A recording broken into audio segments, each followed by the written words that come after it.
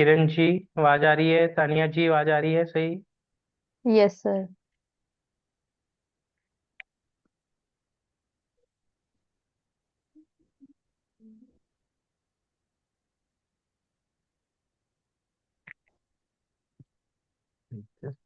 Okay.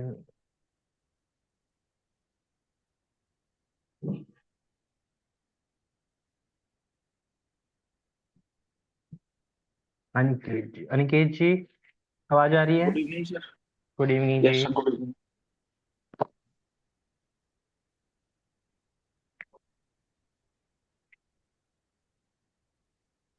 Proper आ रही है यस सर। आवाज अनिकेत जी? हाँ जी।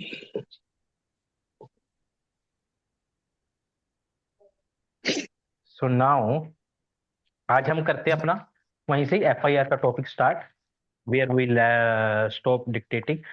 मैंने आपको सेक्शन 1 करवा दिया था, यस बट सर। 1 पे हमने जस्ट इंग्रेडिएंट्स फॉर्म में लिखा था हमने अभी, है ना? सब सेक्शन हाँ 1। जी। हाँ। हाँ जी। Not discuss it in detail, क्योंकि अभी तो डिस्कस डिटेल में जैसे मैंडेटरी नेचर, प्रिलिमिनरी इंक्वायरी की नेचर, उसकी dictation, these things are left.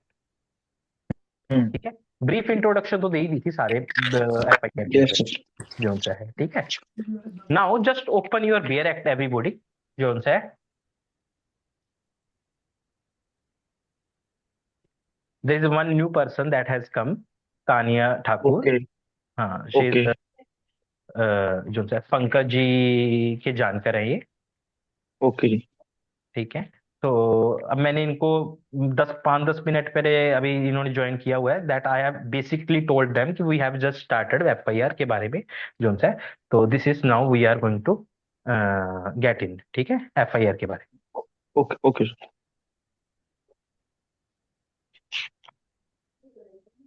Kiran ji,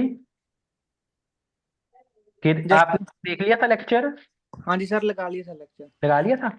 हाँ। हाँ जी। तो मतलब that I can proceed further ना? हाँ ओके सर। ठीक है जी, ओके जी।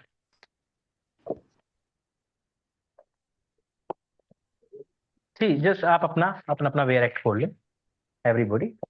देखो, जस्ट बेयर एक्ट को पढ़ते हैं ध्यान से, सब सेक्शन 1 को। ठीक है। देखो, इसमें जो इंपॉर्टेंट सेक्शन है ना, that is section subsection 1, subsection 3, subsection 4। 1 का भी जो है ना फर्दर जैसे प्रोवाइजो है वो हम करेंगे, वो एक इंग्रेडिएंट्स के लिए आपके लिए इंपॉर्टेंट है कि कल को आपको पूछे तो कोई आपको पता होना चाहिए। बट जो इंपॉर्टेंट इंग्रेडिएंट्स के फॉर्म में कि एफआईआर के इंग्रेडिएंट क्या है, ठीक है ना, क्या एफआईआर होती है, इसकी नेचर क्या है, वगैरह वगैरह, ये सभी चीजें, ये सब 1 में कवर होती है बिना प्रोवाइजो के जो सा है। वो रेप केसेस के रिगार्डिंग की एफआईआर कौन लॉन्च करेगा, वुमेन पुलिस ऑफिसर करेगी, ठीक है, उसकी वीडियोग्राफी होगी, ठीक है ना, या डिसेबल्ड पर्सन है तो उस सिचुएशन में वो एक इन मतलब बेसिक एसेंशियल तो सेम रहने वाले हैं, these are some additional measures taken to secure the interest of these people. ठीक है ना? जो सर, पर जो बेसिक इंग्रेडिएंट है एफआईआर के वो यही है जो सब सेक्शन 1 में दिए हैं विदाउट प्रोविजन। ठीक है। तो पहले हम बेसिक इंग्रेडिएंट्स की बाद में करते हैं, बाद में हम स्पेशल एडिशनल इंग्रेडिएंट्स की बात करेंगे। ठीक है ना? अब हम 1 को ही मैंने आपको लिखवाया है ना, अब हम 1 की एक्सप्लेनेशन पे चलते हैं। ठीक है ना? और जैसे मैंने आपको बताया है, ठीक है ना, अपने पॉइंटर फॉर्म में जैसे कई चीजें मैं बताऊं तो you can also have in the pointer form, क्योंकि कुछ चीजें हैं that we will discuss, something we will not discuss. जैसे कोग्निजेबल और नॉन कोग्निजेबल की क्लासिफिकेशन क्यों है, किस पर्पस से है, तो these things you can just write in bullet point form, या जैसे मैंने आपको बताया, तानिया जी को बताया अभी, ठीक है, अनिकेत जी को आपको बताया ही हुआ है ना जो उनसा मैंने। तो दीज थिंग्स, किरण जी, ठीक है, आपको भी बताया ना मैंने कि आपको पॉइंटर फॉर्म में अपने लिख लो, डिक्टेशन तो मैं दूंगा ही दूंगा। ठीक है। Now come to just read the, just read, I would just say read the bare act, कोई भी पढ़ो आप में से। सबसेक्शन 1 से सर। हाँ, सब सेक्शन 1 से।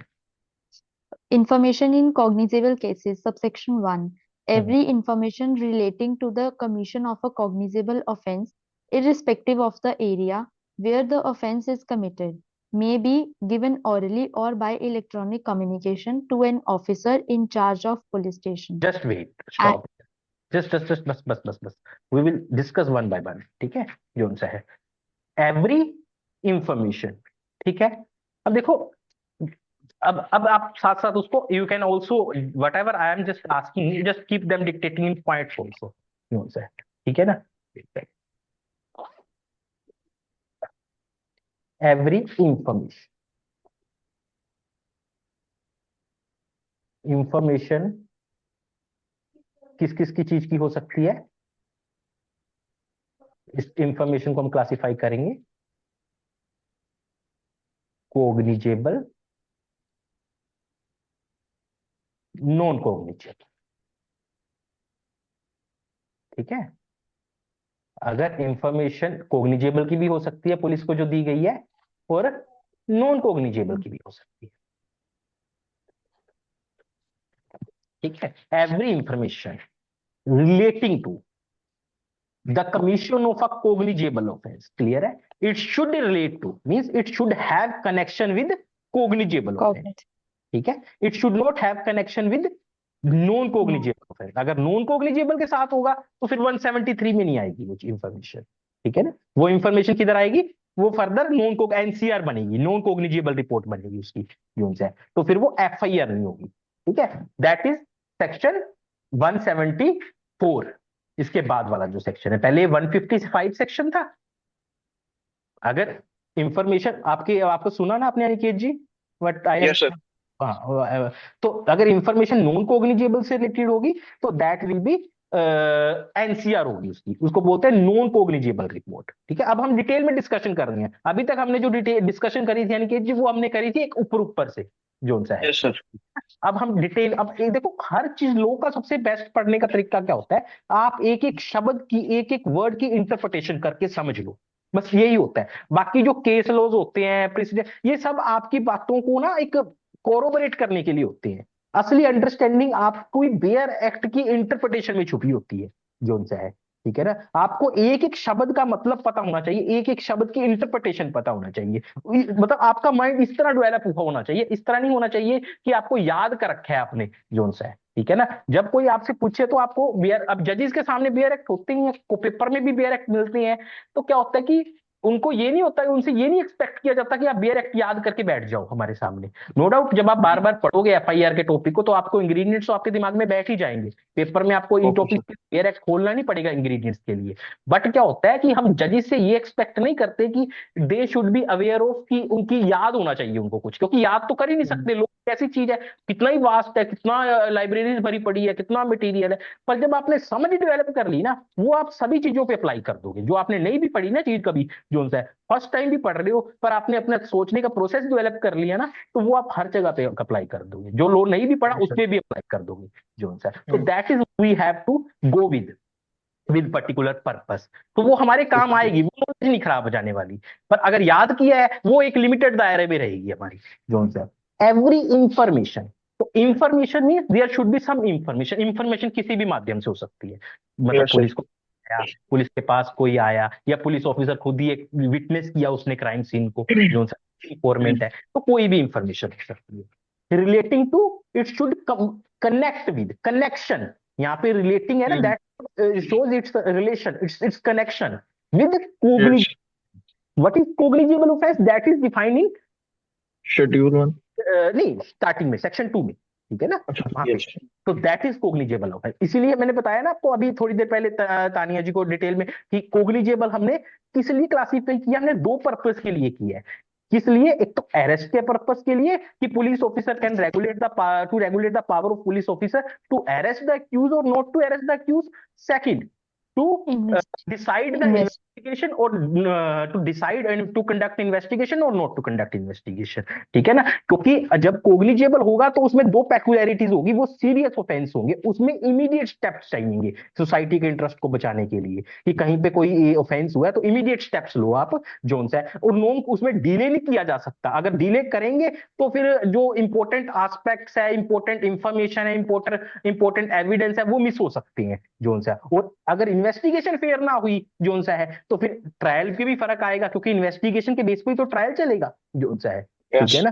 इसीलिए ने कहा कि इस केस में इन्वेस्टिगेशन की जरूरत होती है, तुरंत कलेक्शन ऑफ एविडेंस की जरूरत होती है, तुरंत अरेस्ट की जरूरत हो सकती है जो उनसा है। तो हमने क्या किया, इसको दो पार्ट्स में क्लासिफाई कर दिया। नॉन कॉग्निजेबल होता है जैसे कोई भी डॉक्यूमेंट, चीटिंग तो नहीं कहेंगे हम, दैट इज इस तरह के ऑफेंसेस हो सकते हैं जो कि जिसमें इमीडिएट स्टेप्स नहीं है, जिसमें प्राइवेट इंडिविजुअल खुद भी एविडेंस दे सकता है, कंप्लेंट के थ्रू केस फाइल कर सकता है कोर्ट में और खुद ही जाके एविडेंस प्रेजेंट कर दे कोर्ट में, ये देखो जी ये डॉक्यूमेंट्स है, इससे सब कुछ प्रूव हो जा रहा है। पार्टी पुलिस की जरूरत ही नहीं है, अगर पुलिस की फिर भी इन्वॉल्व करने की जरूरत होगी तो फिर वो मैजिस्ट्रेट डायरेक्शन कर देगा पुलिस को कि ये पार्ट मेरे को इन्वेस्टिगेट करके बताओ आप जो है। यस।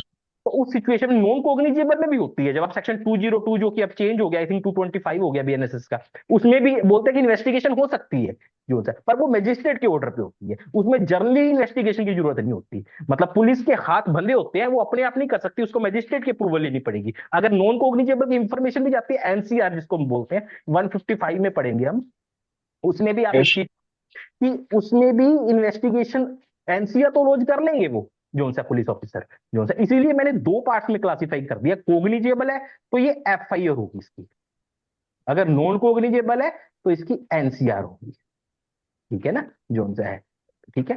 तो दैट इज कि information should connect with cognizable offence. तो पहला तो every information does not mean every information, it means every information which has connection with cognisable, ठीक है।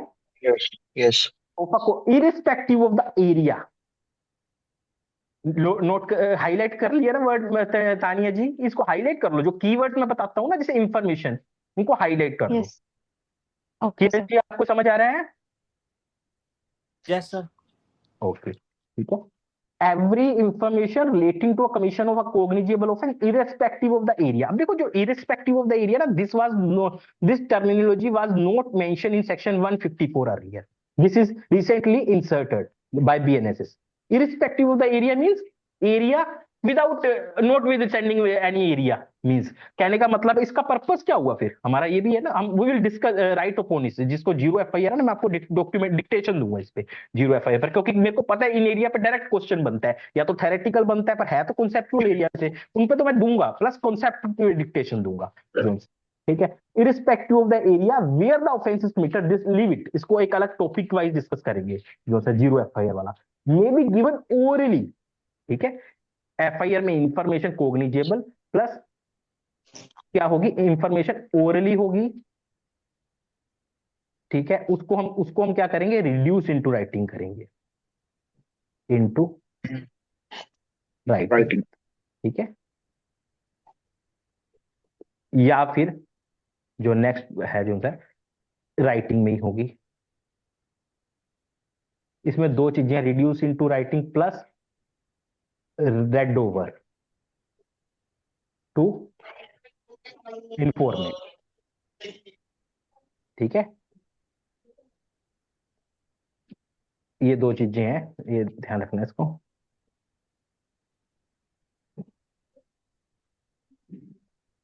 ठीक है।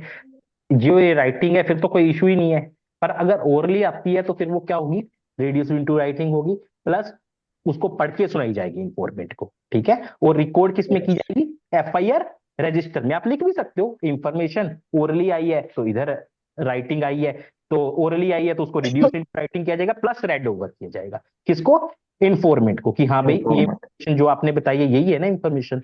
उसके बाद क्या होगा जो सा है,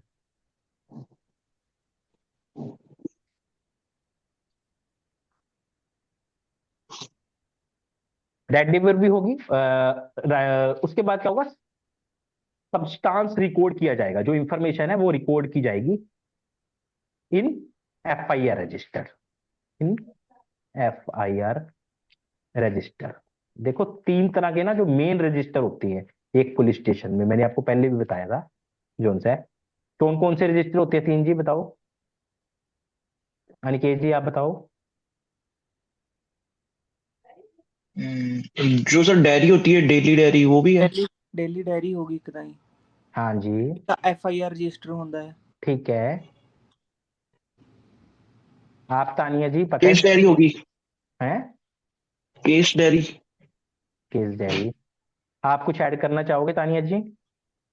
सर डेली डायरी रिपोर्ट यही पता था बस, DDR। हाँ देखो, तीन होती हैं। देखो जो रजिस्टर होते हैं ना पुलिस, वहां पे तीन रजिस्टर होती हैं बेसिकली। ठीक है, होते तो वैसे बहुत भी है, मल्टीपल रजिस्टर भी हो सकते हैं, बट जो मेन जो होते हैं वो होते हैं, एक तो FIR रजिस्टर। ठीक है, FIR रजिस्टर। ये ऐसी चीजें जो मैं बताता हूँ ना, इसको अपने साइड में नोट टाइप लिख ला करो। इससे ये मेरा बताने का पर्पस ये होता है कि अब ये हम बहुत सारी चीजें डिस्कस करेंगे जो आपकी नॉलेज में बहुत ऐड करेगी, पर वो चीजें हम मतलब याद तो आपको हो ही जाएगी क्योंकि बार बार हम रिपीट करेंगे, पर आपके नोट फॉर्म में बन जाएगी। इसलिए मैं पहले जब भी कोई चीज करवाऊंगा डिक्टेशन से पहले मैं डिटेल में ओरली बताऊंगा पॉइंटर फॉर्म में आपको हर चीज के बारे में। फिर उसके बाद हम डिटेल में जाएंगे चीजों के, जो डिक्टेशन का पार्ट होगा, जिसपे डायरेक्ट आपको डिक्टेशन का पार्ट। इसलिए दूसरी चीज है जिसको हम जर्नल डायरी भी लिख देते हैं या डेली डायरी भी बोल देते हैं। ठीक है, थर्ड थिंग है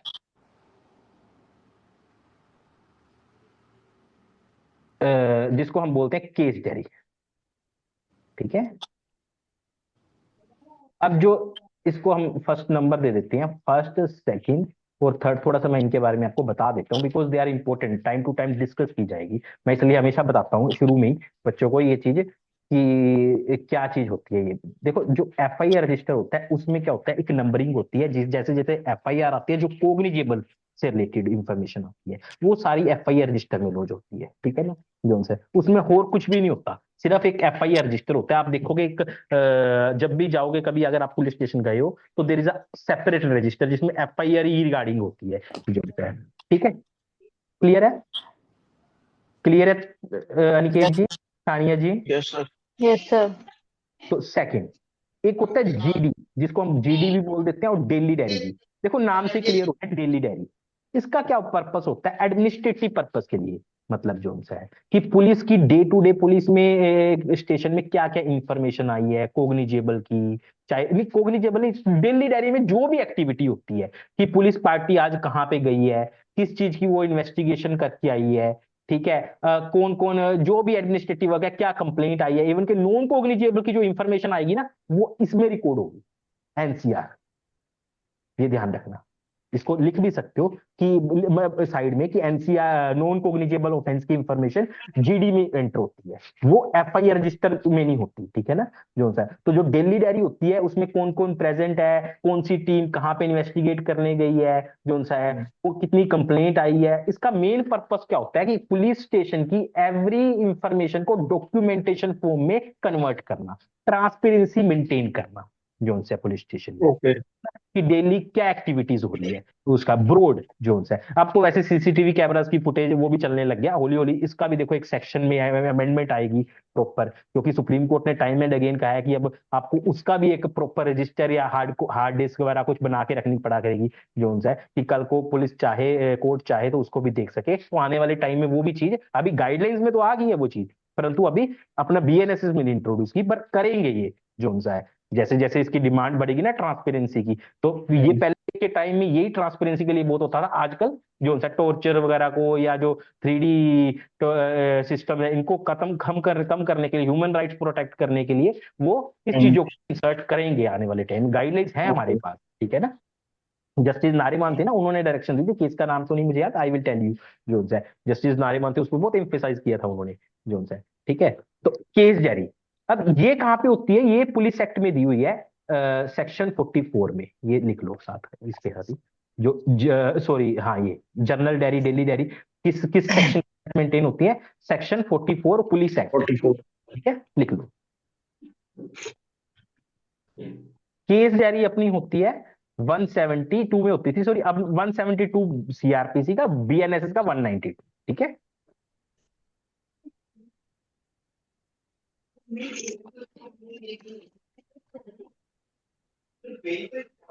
ठीक है, क्लियर हो गया जी? Yes sir. यस। तो जो 172 और 192 है ना, you just mind one thing, इस अगर इसमें डेली होती है तो इसमें क्या होता है, इसमें ना पर्टिकुलर केस की इन्वेस्टिगेशन का रिकॉर्ड रखा जाता है। मतलब इसमें डिटेल प्रॉपर ब्रॉड इंफॉर्मेशन ही रखी जाती। इसको कई बार ना डेली डायरी, जनरल डायरी और स्टेशन डायरी भी बोल देते हैं। ठीक है ना, स्टेशन डायरी बोल देते हैं। मतलब आप तीनों वैसे कई जगहों पे स्टेशन डायरी और जर्नल डायरी अलग होती है जो उनसे है। डेली डायरी का पर्पस फिर वहां पे ये हो जाता है कि प्योरली एडमिनिस्ट्रेटिव टास्क रखा जाता है, और स्टेशन डायरी में क्या रखा जाता है, जैसे उनका एडमिनिस्ट्रेटिव वर्क, पर्सनल वर्क रखा जाता है, जैसे कौन कौन प्रेजेंट है आज पुलिस स्टेशन में, कौन नहीं है, वो स्टेशन डायरी हो जाती है। डेली डायरी में होता है कि एक्सटर्नल इंफॉर्मेशन, एडमिनिस्ट्रेटिव इंफॉर्मेशन की कितनी कंप्लेंट्स आई, को नॉन कोग्निजेबल की, पुलिस टीम कहाँ कहाँ पे इन्वेस्टिगेट करके, वो फिर फर्दर क्लासीफाई कर देते हैं। नहीं तो कई जगहों पे कॉमन ही होती है, जर्नल डायरी, डेली डायरी और स्टेशन डायरी एक ही होती है। कई जगहों पे स्टेशन डायरी अलग होती है, डेली डायरी अलग होती है, ठीक है ना। डेली डायरी से ही क्लियर हो रहा है कि एडमिनिस्ट्रेटिव वर्क जो पुलिस ने एज अ ड्यूटी परफॉर्म की है वो डेली डायरी में जाता है। स्टेशन डायरी का मतलब होता है कि प्रेजेंस उनका पर्सनल में, मतलब कौन छुट्टी पे है, कौन प्रेजेंट है, दिस टाइप ऑफ वर्क, ठीक है ना। तो केस डायरी है जो सा, this is the information relating to investigation of a particular case, ठीक है ना। इसमें क्या होता है, information relating to investigation of a particular case, progress of particular investigation. ये जब भी कोई केस इन्वेस्टिगेशन हो रही है, कोर्ट ने बेल देनी है या बेल देनी है या नहीं देनी है अक्यूज्ड को, ठीक है ना, बेल पे रिलीज करना है या नहीं करना, या लेटर ऑन कल को कोई एड के रूप में इंक्वायरी में चाहिए कोर्ट को किसके कोग्निजेंस लें या ना लें, पर्सनल पर्पसेस के लिए जो है, just to have clarification about things जो है, तो कोर्ट केस डायरीज को कॉल करती है, ठीक है। क्लियर हो गया। ओके। Yes, sir. ये आपने लिख भी लिया ना थोड़ा बहुत इनके बारे में, Yes, sir. आपने लिखा निकेत जी। सर मैं वो जब रिकॉर्डिंग भेजूंगा ना तब लिख लूंगा अच्छे से एकदम। ये भी अच्छा तरीका है। I will give you recording also, don't worry. अगर कुछ छूटता है ना तो आप, I will give you recording also जो है। Yes sir. अबाउट दैट कि that is a good thing. मैं हमेशा ही फोकस कहता हूँ कि एक चीज को 4 बार पढ़ो, आप एक ही चीज को 4 जगह से पढ़ने से, क्योंकि जब पहले आपके दिमाग में एक बेस बनना चाहिए हमेशा जो है, बेसिक स्ट्रॉन्ग होना चाहिए, उसके ऊपर जितना मर्जी बिल्डअप कर लो जो है। क्लैरिटी होगी जब एक चीज को बार बार रिपीट करो एक ही जगह से।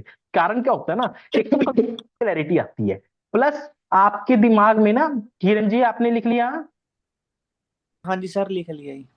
हाँ, नहीं लिखा तो कोई बात नहीं, दोबारा रिकॉर्डिंग से देख लेना जो नहीं है। सर, राउट डाउन हो गए। ठीक है, ठीक है। तो अब जब आप बार बार अलग अलग जगह से देखते हो ना, तो आपकी पिक्टोरियल मेमोरी खत्म हो जाती है, ठीक है ना। एक होती है पिक्टोरियल मेमोरी, फॉर एग्जांपल अब हम कुछ डिस्कस कर रहे हैं लाइव, तो उसमें क्या होता है कि आपके दिमाग में नो डाउट आप समझ रहे हो, पर आपके दिमाग में एक पिक्टोरियल मेमोरी भी, हाँ भाई ये क्वेश्चन पूछा था तो मैंने ये जवाब दिया था, ठीक है। एक्सप्रेशंस हुए मेरे, एक्सप्रेशन, जेस्चर या कुछ भी है, हम उसी मतलब टोनिंग अबाउट, ये पिक्टोरियल मेमोरी ना, आप जब एग्जाम में बैठोगे तो एज सच आपको पता, आपको खुद को भी नहीं पता चलेगा आपके सामने कैसे रिपीट हो रही है आपके दिमाग में ये चीजें, ठीक है ना। तो आई ऑलवेज से कि ब्रेनस्टॉर्मिंग जरूर करो, लेक्चर लगा के ना कुछ नहीं करना, कॉपीज वगैरह सब साइड में रख लो जो है, ठीक है ना। डायरेक्ट रिवाइज करने नहीं बैठना, रिवाइज करने का तरीका भी जो है करना क्या है, फर्स्ट ऑफ ऑल कॉपीज वगैरह को बंद कर दो, आप जस्ट सोचो कि आज हमने क्या डिस्कस किया, not with standing factual things.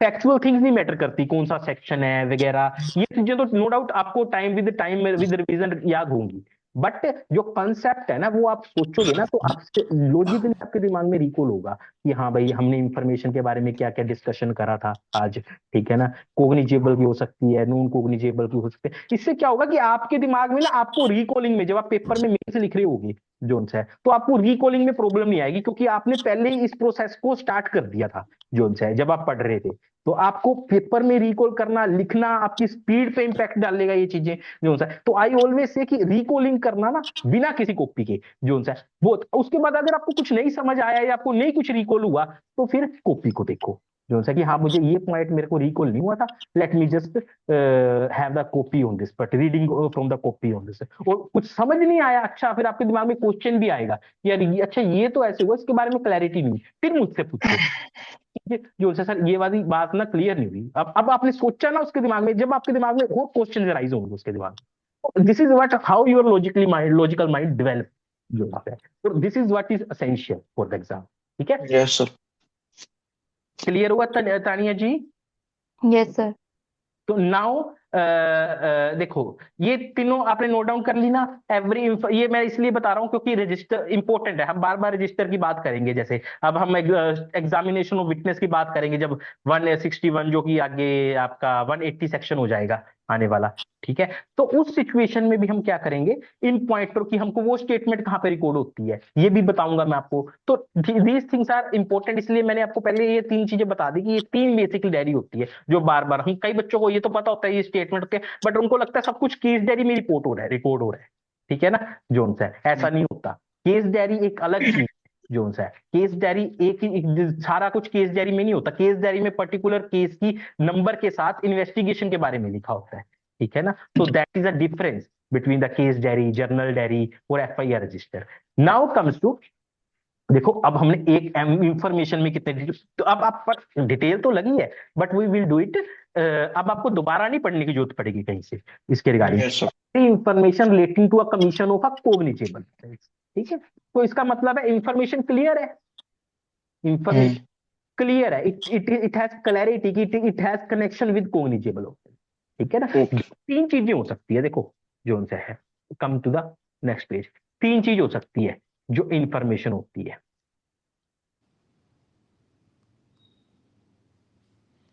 वो कोग्निजेबल से हो सकती है, नॉन कोग्निजेबल से हो सकती है, नॉट क्लियर हो सकती है। ठीक है ना, इस सिचुएशन में जो कंसेप्ट बन जाता है वो बनता है क्रिप्टिक इंफॉर्मेशन का। ठीक है ना, वो बनता है क्रिप्टिक इंफॉर्मेशन का। ठीक है ना, अगर क्लियर है फिर इसकी एनसीआर गई, इसकी एफआईआर गई। ठीक है ना, तो अगर क्लियर ही नहीं है तो फिर वो क्रिप्टिक इंफॉर्मेशन हो। क्रिप्टिक इंफॉर्मेशन में इंक्वायरी होती है फर्दर, जोन सा है पुलिस ऑफिसर करता है ये इंफॉर्मेशन, ओके। प्रिलिमिनरी इंक्वायरी होती है जिसको हम जोन सा है वो करता है, उसमें ये पता करता है कि ये इंफॉर्मेशन कोग्निजेबल से रिलेटेड है या नॉन कोग्निजेबल से। ठीक है ना जोन सा, तो यहीं से प्रिलिमिनरी इंक्वायरी वाला कॉन्सेप्ट शुरू हो जाता है जोन सा। ठीक है ना, फिर उसके तो these are things are logically connected. ठीक है ना, one can not be isolated from the other zone पे। सर दोबारा रिपीट कर दीजिए तीनों। हाँ बोलो क्या चीज, ये वाली। देखो इंफॉर्मेशन है ना जोन सा है, जो इंफॉर्मेशन तीन तरह की हो सकती है। एक तो हो सकती है कोग्निजेबल ऑफेंस की, ठीक है, यस। नॉन कोग्निजेबल ऑफेंस की। मतलब कहने का मतलब क्या होता है, जब एक मैं आपको समझ गया, मैं आपको कहाँ डाउट है। देखो जब भी कोई एफआईआर होती है ना, जब भी एफआईआर तो छोड़ो, कोई भी इंफॉर्मेशन होती है तो उसमें क्या क्या चीजें बेसिकली इंसर्ट की जाती है। पहले तो वो पर्सन इंफॉर्मेंट अपनी डिटेल देता है, इंफॉर्मेंट, ठीक है, डिटेल देता है अपनी।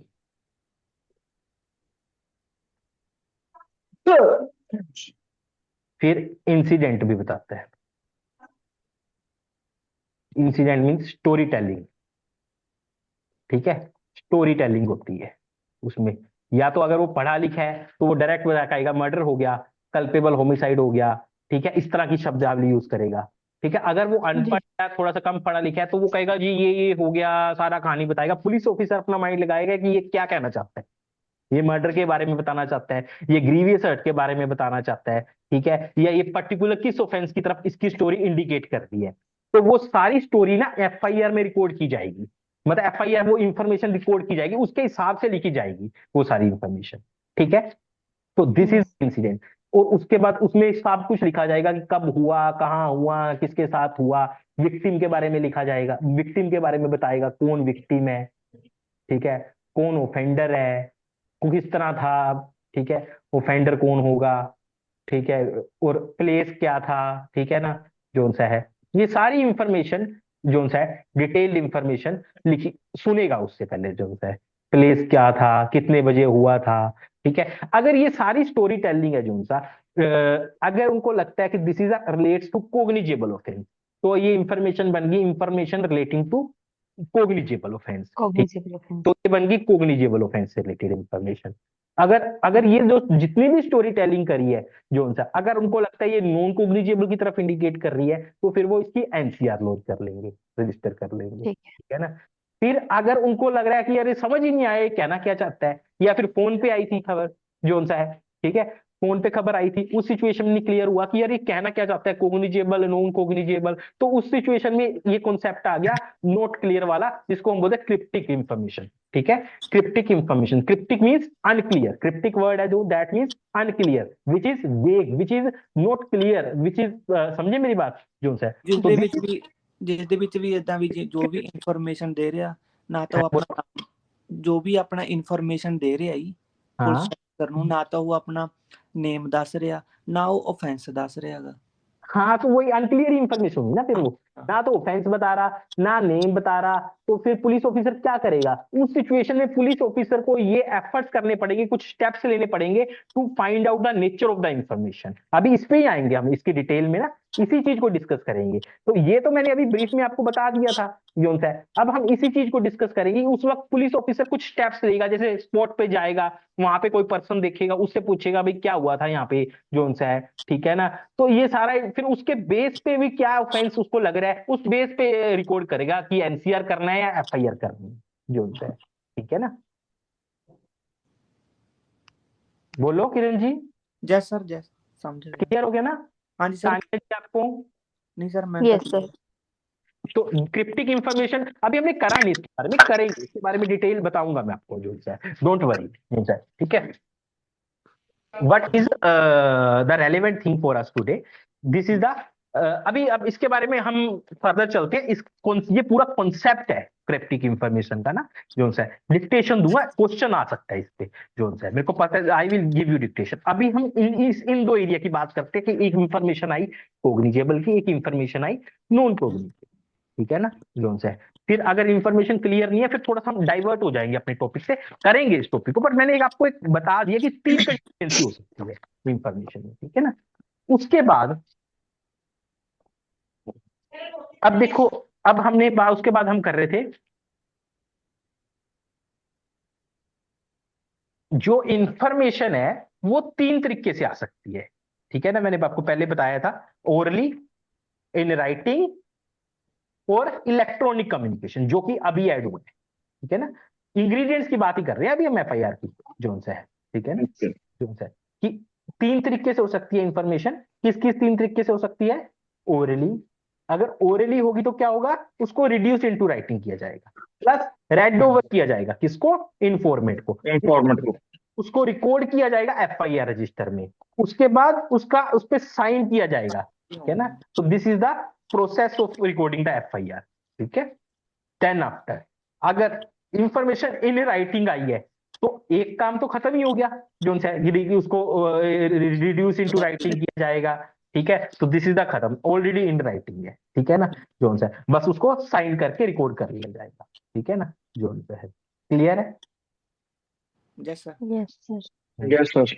उसके बाद अब जो नया ऐड किया वो किया इलेक्ट्रॉनिक कम्युनिकेशन का इन्होंने, ठीक है। कि मतलब जैसे कई बार टेलीफोनिक इंफॉर्मेशन होती थी तो इलेक्ट्रॉनिक ईमेल से आ सकती है, कोई व्हाट्सएप से आ सकती है, कोई फेसबुक से इंफॉर्मेशन आती है। आफ्टर ऑल तो ऑफेंस तो इमीडिएट एक्शन तो लेना ही पड़ेगा ना उनको जो है। तो इंफॉर्मेशन के आजकल with the evolution of the technology, तो इंफॉर्मेशन में कि ये चीज डाल दी, नो डाउट पहले भी हो सकती थी, बट पहले एक्सप्रेसली नहीं लिखी हुई थी उसमें, क्योंकि विद टाइम जो है जो चेंजेस रिक्वायर जो है। तो इसमें क्या होगा, इसमें जो आपको पीटी का आपका इंपॉर्टेंट क्वेश्चन भी बनता है, it should be signed within 3 days by the person giving it, ठीक है ना। तो इसको साइनिंग वाली फॉर्मेलिटी है फिर भी होगी, बट उसके लिए हमको टाइम दे दिया कि हो सकता है पर्सन ने दूर से दी हो इंफॉर्मेशन। हाँ होली होली तो जरूरी नहीं है कि वो इलेक्ट्रॉनिक सिग्नेचर वाला भी कॉन्सेप्ट चल पड़ेगा जो है, ठीक है। साइन पर फिर भी 3 days का टाइम रखा है इन्होंने कि 3 days should be there, it should be signed. मिल गया ना सभी को आपको, किरण जी, तानिया जी? Yes, क्योंकि sir. तानिया जी ने तो मैंने आई थिंक पहले बताया हुआ है। मिल गया yes sir. Yes. Kiran ji आपको? यस सर, मिल गया, मिल गया। ठीक है। तो this is the key ingredients of the FIR that we have provided. अब देखो एक और चीज हम डिस्कस करते हैं, जो सारी चीज जब हम डिक्टेशन करने लिखेंगे ना, लिख भी लेंगे, बट मेरा कहने का मतलब है जो लॉजिकल फ्लो बना हुआ है of telling, that should not gate stop, ठीक है ना। अब हमने डिटेल में किसके बारे में डिस्कस करें, एक तो इंफॉर्मेशन के रिगार्डिंग हमने बात करी है, ठीक है, relating to the commission of cognizable के रिगार्डिंग। अब देखो अब हम बात करते हैं जो इंपॉर्टेंट एरिया ऑफ डिस्कशन है अब जो है, दैट इज प्रिलिमिनरी इंक्वायरी के बारे में, ठीक है ना जो से, दैट इज प्रिलिमिनरी इंक्वायरी के बारे में जो है। एक चीज और कर लेते हैं हम थोड़ा सा discuss before getting into the preliminary inquiry जो है, जो दैट इज, अभी तो एफआईआर के बारे में आपको बेसिक बता दिया है। Now comes the question of purpose of FIR. ये वैसे मैंने आपको अंकित जी को बताया भी हुआ है, but let us discuss of purpose of FIR, because बिना पर्पस के, पर्पस ऑफ एफआईआर तो ना हमारा चलेगा थ्रू आउट, ये ध्यान रखना जोन सा थ्रू आउट चलेगा। मतलब क्योंकि बिना पर्पस के एफआईआर के कॉन्सेप्ट को आप इंटरप्रेट ही नहीं कर पाओगे जोन सा, ठीक है ना। जब तक Yes. चाहे उसकी एविडेंशियरी वैल्यू चेक कर रहे हो आप, चाहे आप उसकी प्रिलिमिनरी इंक्वायरी का जान रहे हो, चाहे आप के बारे में बात कर रहे हो, चाहे आप मल्टीपल एफआईआर के बारे में बात कर रहे हो, कोई भी कॉन्सेप्ट के बारे में बात कर रहे हो एफआईआर से रिलेटेड, जब तक पर्पस नहीं क्लियर होता ना किसी भी प्रोविजन का, तो हम उसकी इंटरप्रिटेशन नहीं करते, क्योंकि interpretation always be made in light of the purpose of the particular concept for which it is created, ठीक है ना। तो पर्पस क्या है हमारा, 3 पर्पस है हमारे बेसिकली। क्या क्या पर्पस है? To set the first purpose, set criminal law इसको कंप्लीट कर लेना please, criminal law into motion, ठीक है। Second, to record, maintain the official recording. हाँ, टू रिकॉर्ड इनिशियल फैक्ट्स, ठीक है ना। और जिसको हम बोल सकते हैं टू एंश्योर ट्रांसपेरेंसी, अकाउंटेबिलिटी भी आप बोल सकते हो, ट्रांसपेरेंसी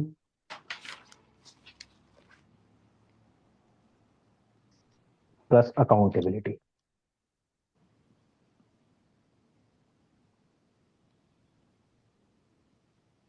क्लियर है? Yes sir. ठीक है। देखो अब जो सबसे ज्यादा, वैसे तो ये 3 पर्पस है जोन सा है, बट जो सबसे जो बार बार हम डिस्कस करेंगे ना, that is to set the criminal law into motion. बोलो किरण जी। Yes sir. फिर लिख लिया तानिया जी? Yes, sir. देखो जो जो जो हमारा मेन है ना, आप देखोगे, आपने भी लिख लिया अनिकेत जी? आपने तो वैसे, आपको मैंने भी हुआ इसके बारे में, तो हाँ सर मैं लिख रहा हूँ थोड़ा बहुत। ये सर कल कर लिख ये लिया आपका छूट गया, यू जस्ट राइट इट। क्योंकि हाँ क्योंकि हाँ कोई एक बार एफआईआर के बारे में घंटा लेक्चर ले लिया था ना, तो कई चीजें आई हैव जैसे, हो सकता है आपने जब लिख ली हो जोन सा है, ठीक है हाँ ना। जी सर। जोन सा है तो yes. Set the criminal law into motion. इसमें क्या है, तो असली पर्पस ना यही होता है एफआईआर का जोन सा है। मतलब असली पर्पस का मतलब ये नहीं है कि बाकी नहीं होते, बाकी सभी पर्पस भी होते हैं, बट दीज आर सम, हम कह सकते हैं इंसिडेंटल पर्पस, जो कि हम कह सकते हैं। बट असली पर्पस क्या है एफआईआर का? एफआईआर का पर्पस होता है कि to set the criminal law into motion. Into criminal law कैसे मोशन में होता है? How the criminal law can be set into motion? Tell me. Tania ji आप बताओ, पता है? नहीं सर। रिपीट करोगे सर? आप किरण जी बताओ कि क्रिमिनल लॉ को हम मोशन में कैसे सेट कर सकते हैं? How criminal law can be set into motion?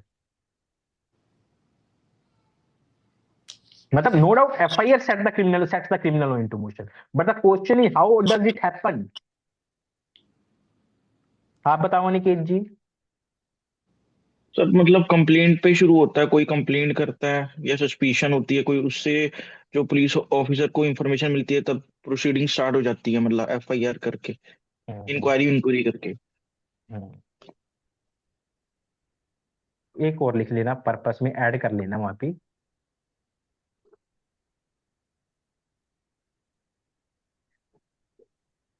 To, या फिर टू छोड़ो, यहाँ पे ऐसे लिखना, first step towards, sorry, procedure of जो फर्स्ट जस्टिस। स्टेप टूवर्ड्स, एक सेकेंड, जो है लिखने में ना कई बार आदत नहीं है ना ऐसे ऑनलाइन लिखने की, towards justice for victim and society. Society भी तो विक्टिम ही होती है ना क्रिमिनल केसेस में, जो है, ठीक है ना। तो दैट इज, अब देखो, what I said you, sorry, to set criminal law into motion. देखो जब एफआईआर होती है ना, FIR is the initial stage, जब एक क्रिमिनल लॉ हरकत में आता है, मूवमेंट में आता है। कैसे मूवमेंट में आता है? Through an investigation, through an investigation. कि जब एफआईआर लॉन्च होती है, तो क्या होती है, नेक्स्ट स्टेप होता है पुलिस इन्वेस्टिगेशन करेगी उस ऑफेंस पे। जब आप इन्वेस्टिगेशन की डेफिनेशन पढ़ोगे ना, जो सा है, you will go to the definition of the investigation, investigation का डेफिनेशन का मीन्स क्या है कि कलेक्शन ऑफ एविडेंस, बाकी किसके द्वारा की जाती है, no doubt by police officer, वो हम पढ़ेंगे। मेन की ये क्या है, to set the criminal law into motion through an investigation, through an investigation, ठीक है। अगर कोई किसी को ब्रेक चाहिए ना, यू टेल मी, ठीक है तानिया जी, किरण जी, अनिकेत जी, ठीक है। आपको अगर किसी को भी कोई ब्रेक चाहिए ना, जैसे आपको लगता है कि it has been too much, just give us 5 minute break zone है, तो do tell me, Okay, sir. ठीक है। Sir Done. मैं 5 मिनट्स में आया, ये मैंने किया हुआ है सर, मैं सुन रहा हूँ आपको, ठीक है, 5 मिनट में आया सर। जस्ट जस्ट कोई बात नहीं जोन आई एम है, लिसनिंग टू यू सर, ठीक है। ठीक है, ठीक है, हाँ जी, कोई बात नहीं। देखो, to set the criminal law into motion through an investigation. अब देखो, जब भी investigation, let me set the criminal into motion through an investigation. अब इन्वेस्टिगेशन जब होती है तो इन्वेस्टिगेशन में क्या होता है, कलेक्शन ऑफ एविडेंस। तो हम जब बात करते हैं कि set the criminal law into motion through an investigation, का मतलब है to set the criminal law into motion through collection of evidence. क्या होता है कि एफआईआर के बाद collection of evidence by investigating agency start हो जाती है, ठीक है ना। पुलिस ऑफिसर अपने स्पॉट पे जाना, फोरेंसिक सैंपल्स लेना, वहां से फिंगरप्रिंट्स वगैरह जो भी है, सीन ऑफ क्राइम को सिक्योर करना जोन सा है, उसके बाद विटनेस की स्टेटमेंट रिकॉर्ड करना, सर्च एंड सीजर करना, अगर अरेस्ट की जरूरत है तो अरेस्ट करना, ठीक है ना। ये सारे स्टेप्स लेना पुलिस ऑफिसर स्टार्ट कर देता है, और everything is recorded in case diary, ठीक है ना, and everything is recorded in case diary also. So these are the steps which are taken after the registration of the FIR. So this is how the FIR sets the criminal law into motion. ठीक है। Okay. Yes, sir. हाँ, तो इसलिए हम बोलते हैं कि FIR is the first step या first stage when it sets the criminal law into motion. Criminal law starts running जोन से, कैसे स्टार्ट होता है, थ्रू इन्वेस्टिगेशन। अगर इन्वेस्टिगेशन होगी, अब मैंने जो लास्ट पॉइंट लिखवाया है ना, तो ये देखो जोन सा है, ये लिखवाया मैंने आपको इसमें, to first step toward justice for justice for victim और सोसाइटी एंड सोसाइटी। अब ये इसका मतलब क्या हुआ कि क्या होता है, जब एफआईआर लॉन्च होगी, कलेक्शन ऑफ एविडेंस स्टार्ट होंगे, तो सबसे पहले उसके बाद क्या होगा, कलेक्शन ऑफ एविडेंस के बाद पुलिस रिपोर्ट सबमिट करेगी 173 में, जो कि अब 193 हो गया जोन सा है, 193 में रिपोर्ट सबमिट करेगी। अब वो रिपोर्ट जाएगी, उसके बेस पे मजिस्ट्रेट कोग्निजेंस लेगा, फिर केस कमिट करेगा जोन सा है कोर्ट ऑफ सेशन को, या खुद के ट्राइबल होगा तो खुद ट्राई करेगा। उसके बाद क्या होगा, ट्रायल चलेगा, plea of guilty, sorry commit करने चार्ज फ्रेम होंगे, फिर प्ली ऑफ गिल्टी होगा, प्रोसिक्यूशन एविडेंस आएंगे जोन सा है, 313 का एग्जामिनेशन होगा। जो प्रोसिक्यूशन एविडेंस आएंगे वो कौन से एविडेंस आएंगे, वो यही तो एविडेंस प्रोसिक्यूशन पेश करेगी जो इन्वेस्टिगेशन में कलेक्ट करेंगे सारे जोन सा है, ठीक है ना जोन सा है। फिर उन्हीं एविडेंस पे अपनी एक्सप्लेनेशन देगा, कौन देगा, अक्यूज्ड जोन सा, जो 313 की एक्सप्लेनेशन होगी जब, फिर डिफेंस के एविडेंस आएंगे, फिर आर्ग्यूमेंट्स होगी जोन सा, फिर फाइनल जजमेंट आएगी, और अल्टीमेटली जजमेंट जो आएगी एक्विटल और कन्विक्शन की, जिसको हम बोलते हैं result of the ultimate result of the proper investigation inquiry trial का, वो किस चीज पे बेस है, वो एक इन्वेस्टिगेशन में जो कलेक्शन ऑफ एविडेंस हुए हैं, जो फर्स्ट स्टेप लिया गया था जहां से कलेक्शन, उसके बेस पे, इन्वेस्टिगेशन के बेस पे रिजल्ट आया अल्टीमेटली। इसलिए हम बोलते हैं कि कोग्निजेबल केस में इमीडिएट स्टेप्स की जरूरत होती है, क्योंकि अगर आपका इमीडिएट स्टेप्स नहीं लोगे तो अल्टीमेट रिजल्ट प्रभावित हो जाएगा जो है, ठीक है ना। तो दैट्स वाई कि एफआईआर इन केसेस में इन्वेस्टिगेशन की जरूरत होती है, और एफआईआर एक ऐसा जरिया है जिससे क्रिमिनल लॉ एक मोशन में आता है, मूवमेंट में आता है जो सा है, ठीक है ना, क्लियर है ना, कि that is Yes, how criminal law is set into motion जो सा है। तो जब हम एफआईआर की बात करेंगे ऑलवेज, कि मेन पर्पस एफआईआर का बाकी भी पर्पस है कि इनिशियल फैक्ट्स को रिकॉर्ड करना, क्योंकि कल को एविडेंशियरी वैल्यू की बारे में बात होगी तो प्रीवियस स्टेटमेंट जो एफआईआर में उसी पर्सन की जब वो कोर्ट में आएगा तो उसको यूज कर सकते हैं कोरोबरेटिव के लिए, कंट्राडिक्टरी के लिए, कंट्राडिक्शन के लिए। तो ये सारी चीजें भी है, उसकी ट्रांसपेरेंसी भी बनती है, पर जो असली पर्पस है वो ये है कि set the criminal law into motion, ठीक है ना जोन्स है। तो this is the key purpose of the FIR. Clear हो गया Kiran ji, Tania ji? Okay sir. yes, sir. कोई डाउट यहां तक किसी को, नहीं सर। किसी इतना का भी डाउट हो आपको जो that you feel we are proceeding smoothly? No, sir. No sir, चलो कोई बात नहीं। ਸਰ हाँ ਜਿਹੜੀ बोलो।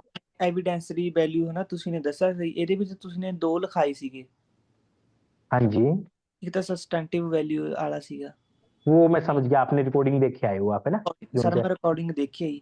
ਤੇ ਇੱਕ ਸਰ ਤੁਸੀਂ ਨੇ ਸੈਕਿੰਡ ਤੇ ਬੋਲਿਆ ਸੀਗਾ ਉਹ ਮੈਂ ਰਾउंड ਕਰੋ ਪਤਾ ਨਹੀਂ, ਆਈ थिंक ਇਦਾਂ ਦਾ ਕੁਝ ਸੀਗਾ। Procedural value I I talk उसके बारे में डिटेल डिस्कस करेंगे। उसके बारे में मैंने डिटेल डिस्कशन नहीं करी उस रिकॉर्डिंग में, जस्ट मैंने एक ब्रॉडली एस्पेक्ट्स बताए थे कि मैं थोड़ा सा हो सकता है एविडेंशियरी वैल्यू के अंदर चला गया हूँ जो है ना। मैंने ब्रॉडली बताए थे कि हम क्या क्या डिस्कस करेंगे, वो अभी करेंगे। वैसे इसकी डिटेल डिस्कशन तो एविडेंस के साथ होगी, बट मैं फिर भी आपको एफआईआर कंटेक्स्ट में समझने के लिए आई विल टेल यू जो है, क्योंकि हम किसी भी लॉ को, किसी भी सेक्शन को आइसोलेशन फॉर्म में नहीं पढ़ सकते। We have to connect it with the relevant laws जो है, वो मैं आपको बताऊंगा जब अभी एविडेंशियरी वैल्यू पे आएंगे ना, जब हम इसके बारे में करेंगे डिटेल में बताऊंगा जो है। या फिर आप अगर ज्यादा डिटेल है तो I we can discuss on phone, क्योंकि अब हमारा जो एक फ्लो बना हुआ है ना, दैट विल गेट ब्रोकन जो है, अगर हम उधर चले गए तो। ठीक है जो है, every information relating to a commission of a cognizable offense, purpose clear हो गया ना? दिस इज द, अनिकेत जी हो गया ना आपको भी क्लियर यस सर, जो है? Yes sir, yes sir. अब देखो, this is the information relating to cognizable offence, यहां तक हमारा ये भी हो गया, प्लस हमारा पर्पस भी हो गया। ये सारा I will also dictate you, don't worry, जो जो इंपॉर्टेंट है इसमें से। अब हम आते हैं कल हम ऑलमोस्ट ऑलमोस्ट डिक्टेशन ही करेंगे इन सभी एरिया पे। आज मैं आपको बता रहा हूँ, कल डिक्टेशन फॉर्म में भी दूंगा इन्हीं एरियाज पे, ठीक है ना, विद केस लॉ। अभी तो हमने केस लॉज नहीं करेंगे। अब टाइम क्या हो गया, अराउंड इट इज 8:30, तो we have a good time. अब आप एक और एरिया अच्छे से कवर कर सकते हैं। ये तीनों एरिया पे I will give you dictation, ठीक है ना yes sir. John sir? Now, you just see next point that we have to discuss.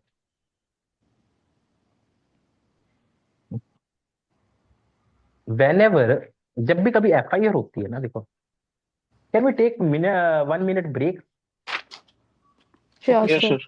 है ना? क्योंकि नया टॉपिक कर रहे हैं ना, मैं नया तो नहीं कर रहे, बट दैट विल रिफ्रेश अस जो है, उससे फिर हम नई एनर्जी से कर पाएंगे। ठीक है, हैविंग 5 minute ब्रेक ले रही है, 35 पे करते हैं, 8:35 पे, ठीक है? Okay sir. Okay, sir. Okay. Okay,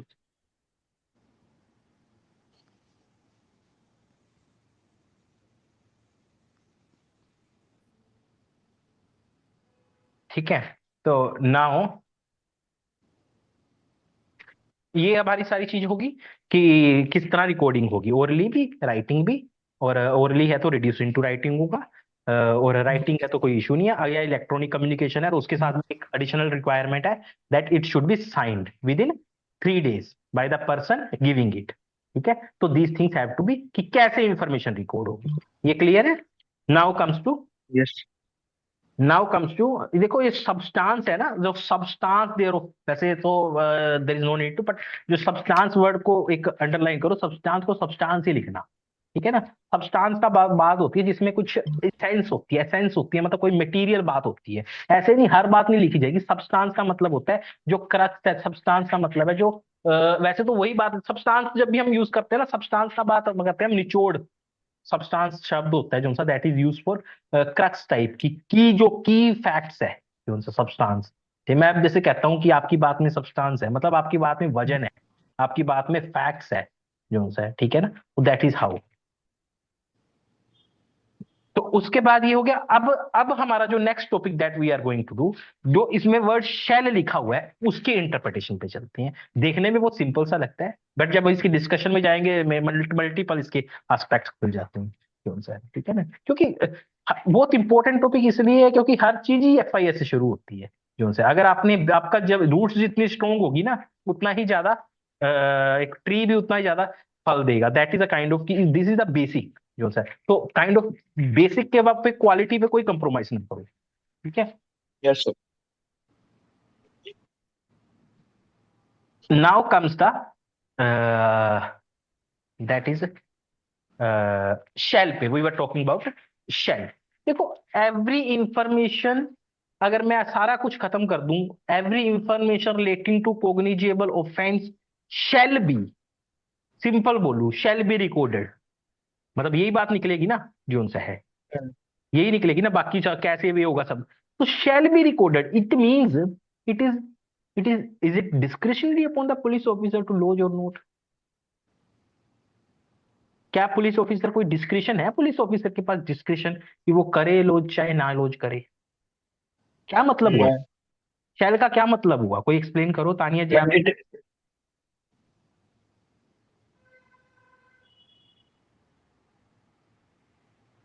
Aniket जी आप करो।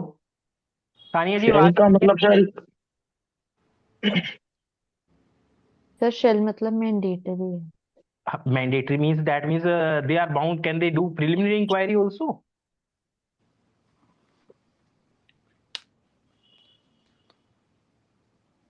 किरण जी कोई बात नहीं, आप बताओ, कोई बात नहीं, you have yet to do, don't worry. I am just looking कि जो उनसे कि कितना, क्योंकि हमारा होता है कि एक एक्साइटमेंट क्रिएट होती है स्टूडेंट में, वो सोचता है ना, अपने माइंड को प्रेस करता है। वी हैव नोट कि हमारा पर्पस पूछने का ये नहीं होता कि हम वी वांट टू डू। सभी स्टूडेंट्स होते हैं फ्रेश, मैं भी स्टूडेंट था किस टाइम में, आप भी student, that is not about the thing.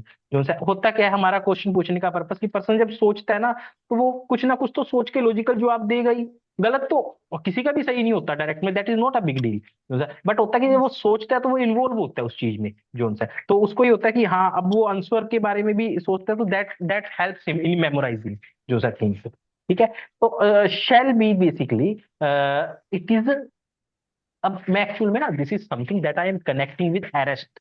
I have already, I think Aniket ji आपको पता है इसको, how we can connect with it with arrest? हाँ जी।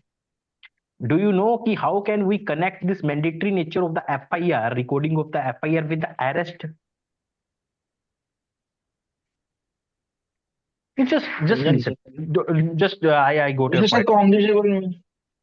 I got your point. ये देखो, आप ना ऐसे करो, देखो क्या होता है कि जब उन्होंने लिखा है कि every information relating to a cognizable offence shall be recorded, ठीक है, इसका मतलब है कि पुलिस ऑफिसर को अगर ये बात की क्लैरिटी हो जाती है कि भाई this information connects with cognizable offence, then he is bound, he has no discretion to examine the truthfulness of the information, to examine the credibility of the information, to examine the veracity of the information. उसकी कोई discretion नहीं है, वो खुद जज नहीं बन जाएगा, खुद ही डिसाइड नहीं कर लेगा। ट्रायल का काम जो जो ट्रायल पे डिसाइड होना है कि भाई ये इंफॉर्मेशन कितनी सच्ची है या नहीं है, सच और झूठ डिसाइड नहीं करना उसने। उसका काम है इन्वेस्टिगेशन को रिकॉर्ड करे, बाद में चाहे इन्वेस्टिगेशन ना करे, चाहे बाद में क्लोजर रिपोर्ट लगा दे, जो है। तो दिस इज द रियल मोटो, कि आप कोई भी कोग्निजेबल ऑफेंस की इंफॉर्मेशन अननोटिस ना जाए, जोन सा है, पुलिस स्टेशन से, वो एक रिकॉर्ड में डॉक्यूमेंटेशन फॉर्म में रिकॉर्ड हो जाए, चाहे वो कल को उसमें कुछ भी ना निकले, क्लोजर रिपोर्ट लग जाए।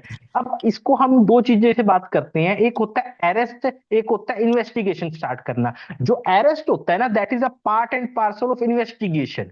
मतलब इन्वेस्टिगेशन में बहुत सारे स्टेप लेती है पुलिस ऑफिसर, अरेस्ट करती है, फोरेंसिक जांच करवाती है एविडेंस की, सीन ऑफ क्राइम को प्रोटेक्ट करते हैं, जो सा है विटनेस को एग्जामिन किया जाता है, सर्च एंड सीजर्स होती है, बहुत सारे स्टेप्स लिए जाते हैं, अरेस्ट उसका एक पार्ट है, जो सा। तो हम जब कहते हैं ना every information shell be recorded, इसका मतलब क्या है कि पुलिस ने कुछ ज्यादा अपना दिमाग नहीं लगाना, दे हैव टू रिकॉर्ड पर से the information if it is clear that this particular information connects with murder, if it is clear this information particular connects with theft, if it is clear that this particular information connects with robbery, जो सा।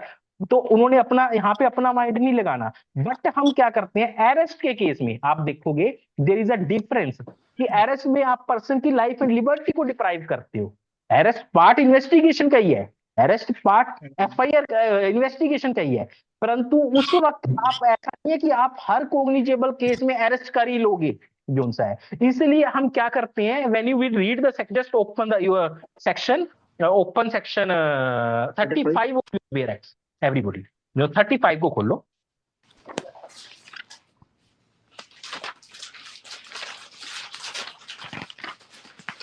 इसके बारे में ललिता कुमारी में detail discussion करी हुई है, that is becomes important part and parcel of your understanding. देखो अब क्या लिखा है यहाँ पे, कोई पढ़ो, आप पढ़ो, कोई भी पढ़ो।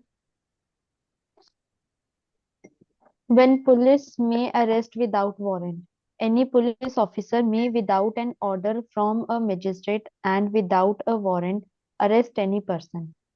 A. Who commits in the presence of a police officer a cognizable offence, or B. Against whom a reasonable complaint has been made, or credible information has been received, or a reasonable suspicion exists that बस he has stop stop committed.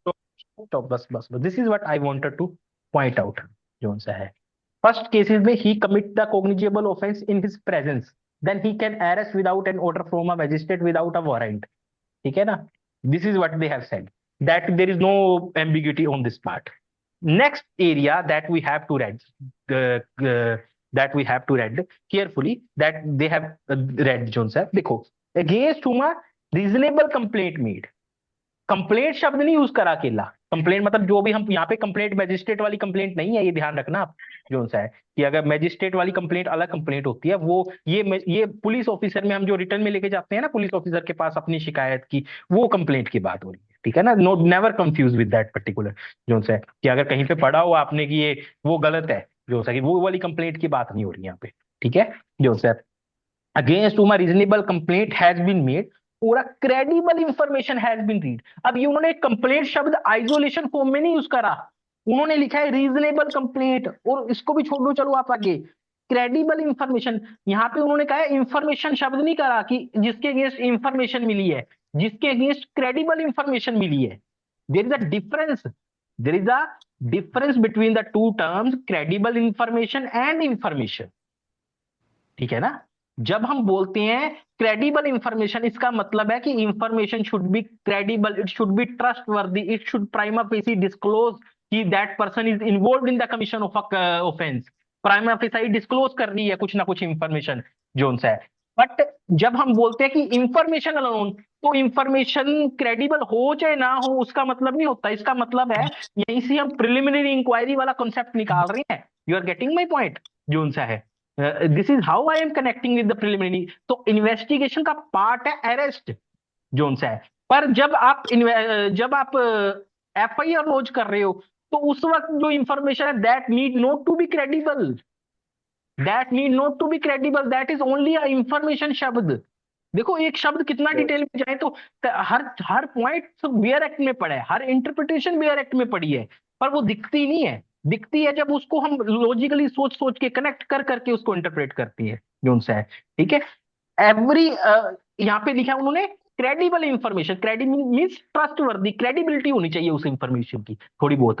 Zone सा है कि police ऐसे ही नहीं किसी को चक के ले आई लाइफ एंड लिबर्टी, क्योंकि लाइफ एंड लिबर्टी का 21 है पर्सन का, तो आप उसको डिप्राइव नहीं कर सकते किसी को भी पर्सन लाइफ एंड लिबर्टी को जोन सा। बट यहाँ पे आपको, क्योंकि आप लाइफ लिबर्टी से डिप्राइव कर रहे हो किसी पर्सन को, तो इंफॉर्मेशन की थोड़ी सी वेरेसिटी को चेक कर लो पहले जोन सा है, ट्रूथफुलनेस को चेक कर लो, फिर आप उस पर कोई एक्शन लो। क्योंकि इन्वेस्टिगेशन आप कर ही जाओ, अगर अरेस्ट करे बिना इन्वेस्टिगेशन हो रही है तो कर ही जाओ, पर अगर आप इन्वेस्टिगेशन के दौरान एक अरेस्ट वाला जो स्टेप है वो ले रहे हो, तो फिर आप उसकी क्रेडिबिलिटी चेक कर लो एक बार जो है। ठीक है ना? तो that is how they have written the credible. पर कहीं ना कहीं आप सोचो कि मैं इन्वेस्टिगेशन ही ना करें, इसलिए अगर वो वहां पे लिख देते ना every credible information relating to a commission of a cognizable offence, जो हमने पढ़ के आए हम 173 जोन से, अगर वहां पे लिख देते ना, तो इसका मतलब क्या होता कि पुलिस एफआईआर ही नहीं करेगी, पहले क्रेडिबिलिटी इंफॉर्मेशन की क्रेडिबिलिटी चेक करेगी Yes, sir. जोन से। क्लियर है ना? Yes, sir. हाँ, तो this is how the interpretation is done. तो वहां पे आप क्या देखोगे, अब बस इतना ही पढ़ाना था मैंने अरेस्ट से रिलेटेड आपको, इसकी डिटेल में हम बाद में जाएंगे अरेस्ट के साथ जब हम करेंगे। इस पे केस लो भी लिखवाऊंगा, आई विल डिक्टेट यू। तो you just look at this area. अब देखो लिखा every information relating to commission of a cognizable offence, तो इसका मतलब है सिंपल मैंने इंग्रेडिएंट लिखवाया information connection should be with cognizable, खत्म। तो अब थोड़ा सा मैं आपको बताता हूँ चार्ट, थोड़ा सा पेज पे समझाता हूँ। Just look at, you can also have it in the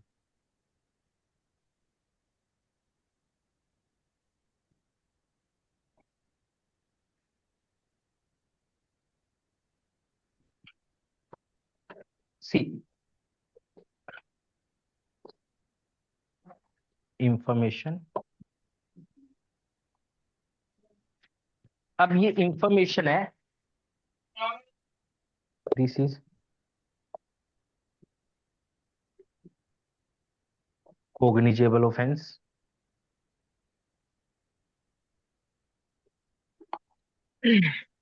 cryptic information. मैंने अभी नॉन कोग्निजेबल वाला एरिया एक बार साइड कर दिया क्योंकि वो हम एनसीआर के साथ करेंगे जब 174 बताऊंगा आपको, वहां पे उसके बारे में बता दूंगा। ठीक है ना? ठीक है। अब उसका भी इन्वेस्टिगेशन का एक प्रोसेस है। जो कोग्निजिव क्रिप्टिक इंफॉर्मेशन है, तो उस सिचुएशन में अब हमने एफआईआर के इंग्रेडिएंट्स क्या पढ़े हैं, दोबारा बताओ, क्या क्या इंग्रेडिएंट्स है हमने एफआईआर के पढ़े हैं?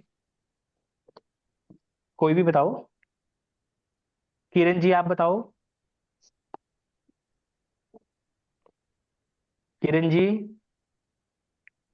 वॉइस आ रही है किरण जी?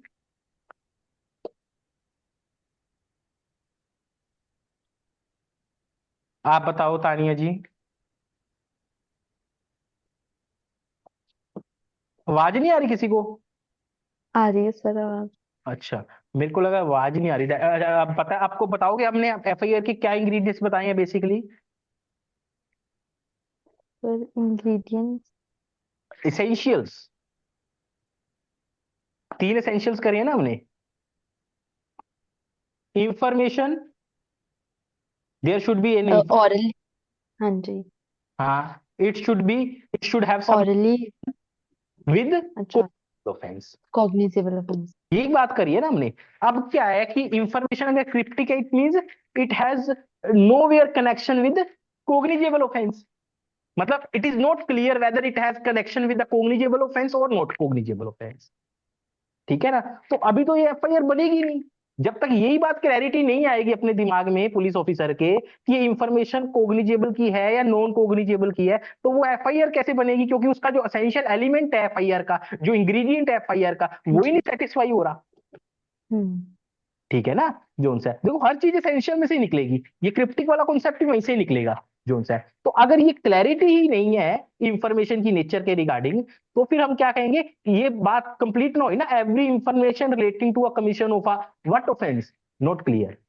जोन सा तो उस सिचुएशन में पुलिस ऑफिसर करेगा प्रिलिमिनरी इंक्वायरी। ठीक है? ठीक है। Preliminary inquiry. ठीक है? ठीक है Aniket ji? Yes sir. To discover, whether it is a cognizable offense or not. Nature of offence, to discover the nature of offence. ठीक है? Of offence. एक मिनट, ज्यादा छोटा तो नहीं हो गया? थोड़ा बड़ा कर। ठीक है? हाँ। हम्म। टू डिस्कवर, एक सेकेंड, नेचर ऑफ ऑफेंस। ठीक। तो ये पर्पस क्या होता है इस प्रिलिमिनरी इंक्वायरी का? कि ऑफेंस की नेचर पता चल सके। तभी तो हम 173 की एसेंशियल पूरे कर पाएंगे ना, फर्दर प्रोसीड कर पाएगा पुलिस ऑफिसर। जो है तो ये तो अलाउड है, अलाउड है, ओके। पर से अलाउड है। ठीक है ना? और अगर कोग्निज, क्लियर हो गया ना, ये अलाउड है, दिस इज अलाउड। ललिता कुमारी में भी यही बात बोल दी है, ललिता कुमारी वाले में भी ये बात आप लिख सकते हो। डिक्टेशन में तो मैं लिखवाऊंगा ही, पॉइंटर फॉर्म में लिख सकते हो। ललिता कुमारी ने इसी को अपहेल्ड भी किया है। ठीक है? नाउ अगर इंफॉर्मेशन, अगर इंफॉर्मेशन कोग्निजेबल ऑफेंस किया, मतलब there is no need of inquiry, no need of preliminary inquiry. Inquiry. ठीक है? कोई प्रिलिमिनरी इंक्वायरी की जरूरत नहीं है to discover the nature of offence, to discover nature of offence. ठीक है? ऑफेंस। ठीक है? अगर कोई इंक्वायरी की जरूरत नहीं है कि प्रिलिमिनरी इंक्वायरी की, मतलब क्लियर है, ऑफेंस क्लियर है कि कोग्निजेबल नेचर है, तो एसेंशियल्स पूरे होंगे ना। Yes sir. Yes. Essentials cognizable of every information it should be related to commission of a cognizable offence. Complete हो गया। अब क्वेश्चन आता है, now the question arise whether police officer is authorized to conduct preliminary inquiry to discover the credibility of the information. Now that question arises, दो stage होती है, एक stage होती है डिस्कवर करने के लिए कि उसकी नेचर क्या है, वो क्रिप्टिक इंफॉर्मेशन होती है जब, ठीक है ना। एक होती है जब इंफॉर्मेशन क्लियर है, कोग्निजेबल ऑफेंस की है।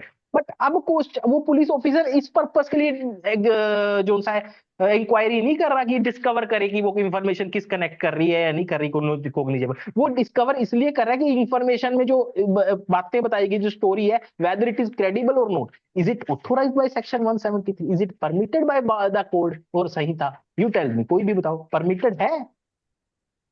क्या सर? तो क्या ऐसी क्रेडिबिलिटी को चेक करने की पुलिस को जनरली परमिशन है बाय कोड? एफआईआर में सर?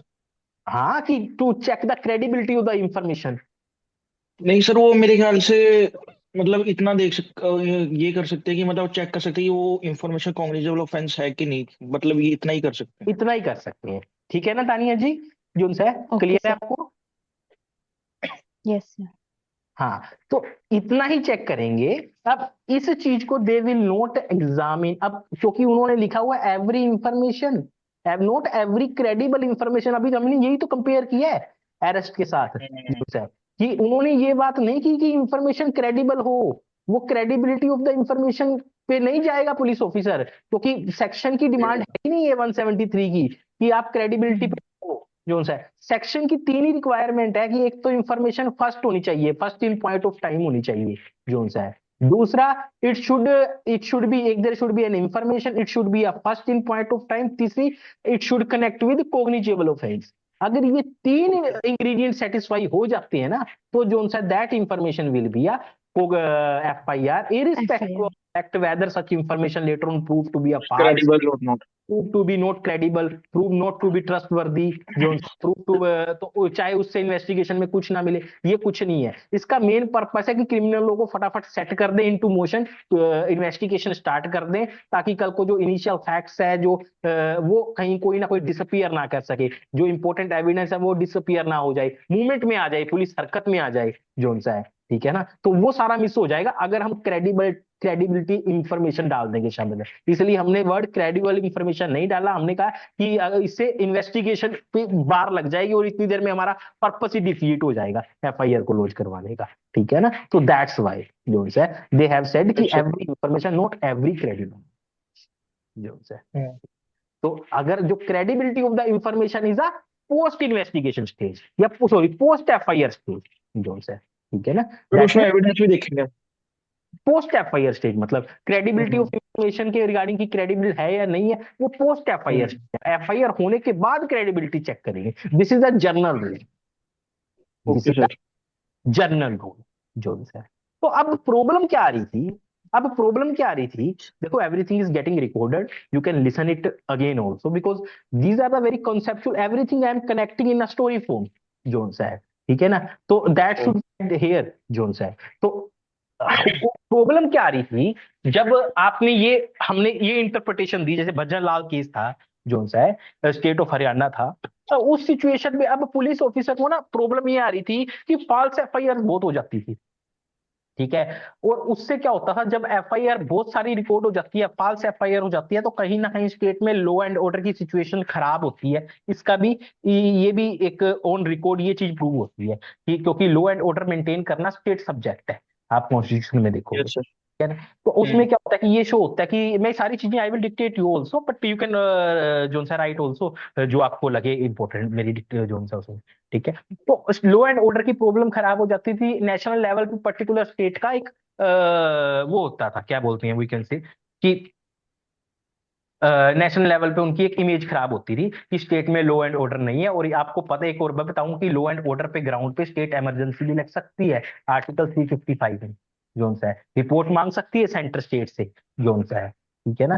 तो ज्यादा FIR लॉन्च होना, इसका मतलब क्या होता है कि स्टेट में लॉ एंड ऑर्डर की प्रॉब्लम है, स्टेट में कानून व्यवस्था सही से नहीं चल रही है जोन सा है, ठीक है। और होता क्या था, बाद में इन्वेस्टिगेशन के बाद पता चलता था ये FIR फॉल्स जोन सा है, ठीक है ना। तो उस सिचुएशन को कम करने के लिए क्या होता था, वैसे तो हमारे पास सफिशिएंट मेजर्स थे जो सा IPC में, जो सा IPC में अदर सेक्शन में, कि अगर police officer false FIR launch करता है, ठीक है ना, जो सा है, तो दैट इज 211 था हमारे पास, सेक्शन 182 था हमारे पास जो सा है, कि अगर कोई पर्सन फॉल्स FIR लॉन्च करवाता है किसी के अगेंस्ट, तो सेक्शन 182 लगता था। ठीक है, अगर कोई पुलिस ऑफिसर करता था तो हम 211 लगा देते थे उस पे, जो पर फिर भी रुक नहीं रही थी इस प्रॉब्लम को। अब क्या हुआ, हमने इसको कम करने के लिए व्हाट वी हैव डन कि पुलिस उन्होंने एक प्रिलिमिनरी इंक्वायरी करना स्टार्ट कर दिया था, और उसके बाद ये भजन लाल में और फिर ललित कुमारी में क्वेश्चन राइट हुआ था कि आप प्रिलिमिनरी इंक्वायरी कर सकते हैं। फिर जनरली नहीं कर सकते, उन्होंने भजन लाल में बोला। ललिता कुमारी में उन्होंने देखा कि फॉल्स केसेस किन एरियाज में रजिस्टर होते हैं ज्यादा से ज्यादा, जो उनसे है, ठीक है ना, किन एरियाज में फॉल्स एफआईआर रजिस्टर होती है और उनका कारण क्या है। आउट ऑफ कोई राइवलरी करवा देता है, ठीक है, या आउट ऑफ कोई इमोशन से एफआईआर होती है, ठीक है। तो इस तरह के केसेस में फॉल्स एफआईआर लॉन्च होती थी, उसको कम्बैट करने, उसको उसके ऊपर अपनी ग्रिप बनाने के लिए उन्होंने they have introduced guidelines under article 141, जो है कि इन केसेस में आप प्रिलिमिनरी इंक्वायरी कंडक्ट कर सकते हैं, ठीक है ना। These are the matrimonial, commercial, medical negligence, delay, और there is one more case that I, चार केसेस थे। एक तो मैट्रिमोनियल नेचर में, जैसे आप देखते हो ये फॉल्स हस्बैंड वाइफ आपस में एक दूसरे के अगेंस्ट कंप्लेंट कर रहे हैं, एफआईआर लॉन्च करवा रहे हैं, 498 होता है, and later on they prove to be false. Medical negligence में भी आप देखते थे आउट ऑफ इमोशंस, जो है पेरेंट्स पेशेंट्स के जो है फैमिली मेंबर्स होते थे, वो डॉक्टर के अगेंस्ट एफआईआर करते थे when he was doing diligently everything, but it was not in his control and contemplation. तो उस सिचुएशन में, कमर्शियल में हम नेचर में हम देखते थे जो है, और एक करप्शन केसेस में जो है, दैट इज पब्लिक सर्वेंट्स को अनड्यूली हार्म करने के लिए, या जैसे, तो वो करप्शन केसेस इनमें रिड्यूस करने के लिए, और जहाँ पे अनरीजनेबल डिले होता था लॉजिंग, तो वो फॉल्स एफआईआर को कम करने के लिए they have set the guidelines कि आप इनमें प्रिलिमिनरी इंक्वायरी कर सकते हो, इतने दिनों में कर सकते हो, 14 डेज में, ठीक है। तो इसी चीज को फॉरवर्ड करते हुए लेजिस्लेचर ने भी लॉ में इस चीज को इंसर्ट कर दिया, ठीक है। आपका कुछ ज्यादा ही हो गया तानिया जी, थक गए होगे ना जोन से, we have taken it more than 2 hours, yes sir. है ना। हाँ कोई बात नहीं, now we are just stop it, कर रहे हैं, स्टॉप कर रहे हैं बस 5-10 मिनट में, it has been around 2 hours जोन सा है, ठीक है। तो कल इसके बारे में डिटेल डिस्कशन करेंगे, यहीं से स्टार्ट कर लेंगे थोड़ा सा, because it is too much, ठीक है। नाउ एवरीथिंग आपने लिख लिया, कोई डाउट आज का जो समझा है, कुछ समझ नहीं आया, या कुछ भी आपको लगता है कि नहीं ऐसे नहीं, हमको ऐसे पढ़ना चाहिए, या कुछ भी, just do tell me frankly, वो कोई वी विल एडजस्ट, क्योंकि हमारे पास ज्यादा तो हम है नहीं, हम 3-4-5 जने होते हैं जोन सा है, ठीक है। तो दिस की वी कैन एडजस्ट जोन सा है, there is no nothing. Personally अगर आपको कोई नहीं समझ आया, यू कैन कॉल मी, को अनिकेत जी तो करती हैं जोन सा है, ठीक है। तो आप उनका भी आता है, तो अगर कोई भी समझ नहीं आया, डिस्कस इट कहीं पे भी, we will discuss step by step, quality will not compromise. बताओ कोई डाउट है का आज जो डिस्कस किया अभी तक कुछ जोन सा है, या अभी पढ़ोगे समझोगे फिर बताओगे।